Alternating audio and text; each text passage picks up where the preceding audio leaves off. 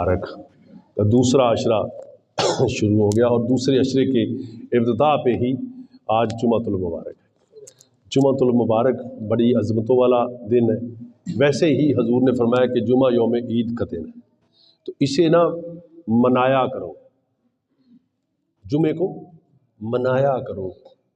जैसे हम 12 रबी अल अव्वल शरीफ में खुशी मनाते हैं, जुमा रोज़े अव्वल भी रोज़े आखिर भी है, रोज़े अव्वल भी रोज़े आखिर भी है।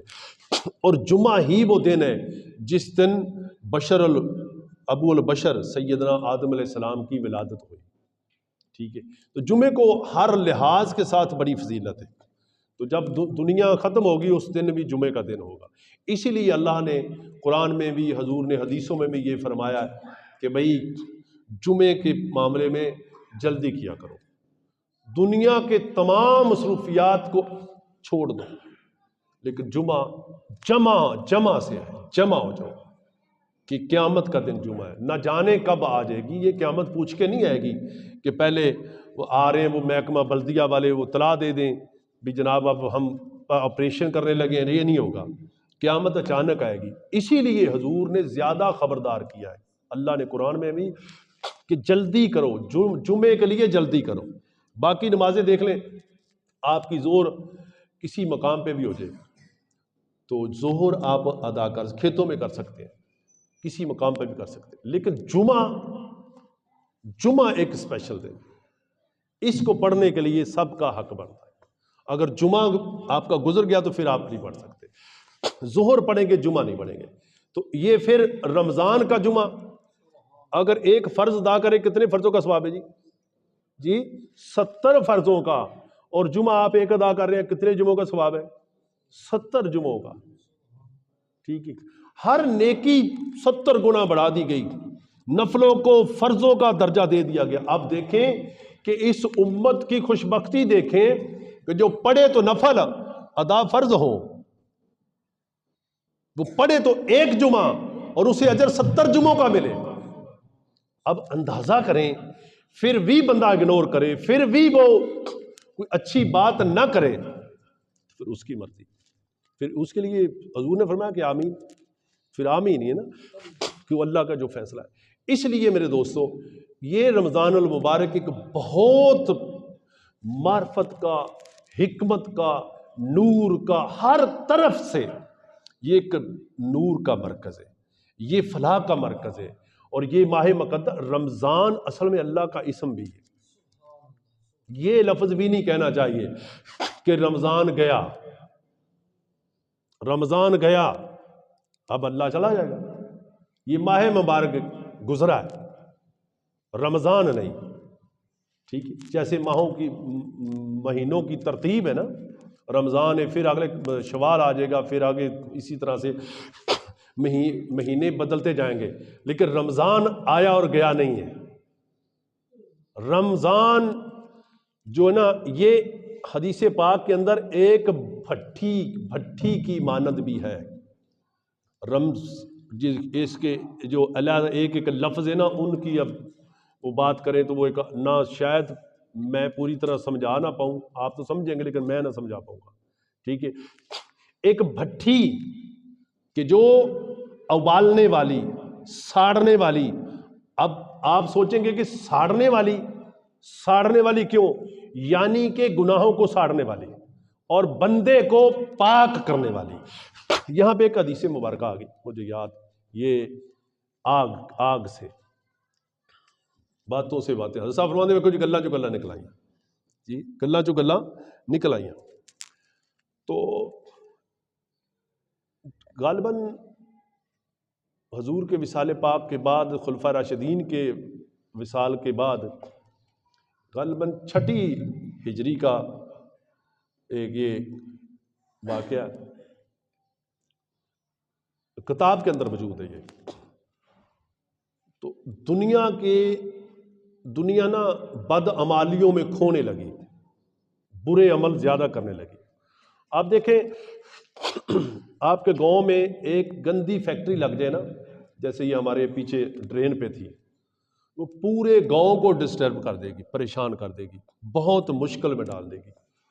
اسی طرح گناہوں کی آلودگی، یہ بدبو ہے، جب وہ ہیوی ہو جائے نا تو دنیا کے اندر دنگے فساد زیادہ پھیلتے، ٹھیک۔ اسی طرح ایک بے حیائی کی آلودگی، جب بے حیائی زیادہ عام ہو جائے تو پھر بھی دنیا کے اندر عام امن نہیں رہتا، سکون نہیں رہتا۔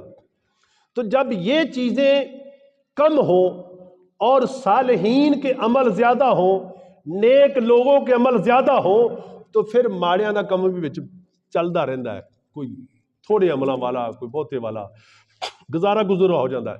تو جب اکثریت جو ہے وہ گناہوں پہ لگ جائے تو پھر اللہ کی طرف سے فیصلہ آ جاتا ہے۔ تو اسی طرح سے لوگوں نے نا کوئی بد عملیاں زیادہ کرنی شروع کر دی۔ ہر وقت اس بات سے ڈرو کہ یہ ضروری نہیں ہے کہ جناب ہم اب ہر طرح سے چھوٹے ہمیں، ٹھیک ہے، اللہ کے معاملات میں ہر طرح سے ڈرو۔ تو وہ لوگوں نے اسی طرح بد عملیاں زیادہ کرنی شروع کر دی، اور غیبت، چگلی، برائیاں، لڑائیاں، یہ سب چیزیں۔ تو اچانک سے ایک لاوا پھٹا، پہاڑ پھٹا، اس میں سے آگ نکلی۔ آگ نکلی تو اب آگ، یہ بھٹی رمضان رمز، اس کی وجہ تسمیہ جو میں عرض کرنے کو، تاکہ آپ کے سامنے میں کھول کھول کے بیان کر رہا ہوں کہ آپ سب کو سمجھ لگے۔ تو وہ جب نکلا تو وہ آگ نا آگے پھیلنے لگی۔ اب اس کی آگ کی کیفیت، کیونکہ میں آپ کے ایک ذہن سے ایک بات کلیئر کرنا چاہتا ہوں کہ آگ جلانے والی، اور کیسے ہو سکتا ہے کہ بندے کے جسم سے گناہ جلے اور بندے کا جسم نہ جلے؟ تو یہ حدیث مبارکہ جب آپ پڑھیں گے تو آپ کو مزہ آئے گا کہ یار کیا بات ہے۔ وہ آگ جب جلتی تھی، آگے چلتی تھی تو بڑھتی جاتی تھی، جو پتھر تھے نا، پتھر پگھلتے جاتے تھے۔ اب دیکھیں یہ پتھر پگھلنے لگے اور کلین نہ پگھلے تو بات تو بڑی تعجب والی ہے نا۔ پتھر پگھلے اور جو اس پتھر پہ گھاس ہو سبز، وہ نہ پگھلے، وہ نہ جلے۔ اب کتنا تعجب ہے کہ آگ جل رہی ہے لیکن پتھر پگھلتے جا رہے ہیں، لیکن سبز گھاس وغیرہ یا بوٹیاں وہ جل نہیں رہی۔ پتہ چلا اس آگ کی وجہ کیا تھی کہ پتھر پگھلتے تھے، سبزہ بچتا تھا۔ اس کی یہ مانت تھی کہ پتھر دلوں کو موم کرتی جاتی تھی اور نرم دلوں کو راحت بخشتی جاتی تھی۔ اسی لیے رمضان پتھر دلوں کو پگھلاتا جاتا ہے اور نرم دلوں کو رحمتیں بخشتا جاتا ہے۔ یہ رمز بھٹی کی جو میں نے مثال دی یہ ہے۔ اس لیے میرے دوستو اپنے دلوں کو راحت بخشیں، اس ماہ مقدس میں اتنا اپنے آپ کو ایک اچھا انسان بننے کی کوشش کریں کہ اتنا آپ کو پروٹوکول مل رہا ہے، اتنا بینیفٹ مل رہا ہے، ایک ایک نیکی کے بدلے 70 نیکیاں۔ آپ اسی حدیث مبارکہ کی جو شرح ہے اس کو بیان کریں، اسی کی طرف غور و فکر کریں، اور اس کی وجہ دیکھیں کہ جناب ایک فرض سے 70 فرضوں کا ثواب، نفلوں کا فرضوں کا ثواب، ایک دفعہ سبحان اللہ کا 70 سبحان اللہ کا ثواب۔ اب کوئی نیکی کرے اس کا 70 گنے درجے بڑھ جائے تو پھر بھی اگر انسان روزوں کے ماہ مقدس میں بھی اپنی بخشش نہ کرا سکے تو پھر ان کی قسمت ہی ماڑی، پھر اس کی قسمت ہی ماڑی ہے۔ اس لیے صحابہ کرام فرماتے ہیں کہ جب رمضان کا مہینہ قریب آتا تھا تو آپ رمضان سے پہلے جو مہینہ وہ کیا تھا جی، شبان المعظم، تو آپ حضور نا تامت مبارک کو کس کے بن لیندے، اس قدر عبادت کرتے کہ تامت مبارک کمر کس لیندے، جنہوں آپ کہنے ہیں کس لیندے، اور اللہ کے حضور اس قدر عبادت کرتے، اس قدر عبادت کرتے کہ جناب صحابہ تعجب کرتے، روزے کی کثرت کرتے، اتنے روزے رکھتے کہ شبان کو رمضان کے ساتھ ملا دیتے، صرف اکا دکا شارٹ کرتے کہ کہیں فرض نہ ہو جائے یا میری امت فرض نہ سمجھ لے۔ جیسے نماز تراویح، آپ نے 2 یا 3 دن پڑھائی، اس کے بعد نہیں پڑھائی. اور مسجد میں جناب جمع غفیر، ہمیں تو 5 سے 10 منٹ مسجد میں بیٹھنا مشکل ہو جاتا ہے جناب.